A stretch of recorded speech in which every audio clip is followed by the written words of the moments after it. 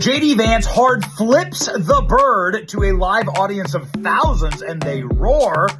Here's why. Trust me, in Washington, D.C., they have this thing where I think it means we're number one in Washington, D.C., but all the pink-haired people throw up this sign, and I think, that means we're number one, right? I choose to take that as that symbol in Washington. But all kidding aside,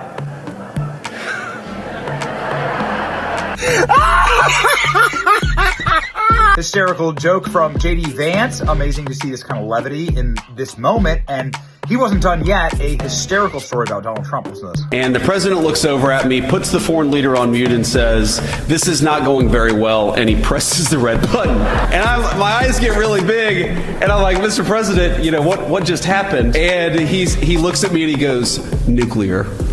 Nuclear.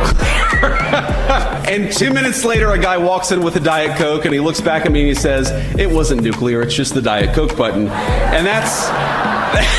And then JD Vance goes full savage mode on the media.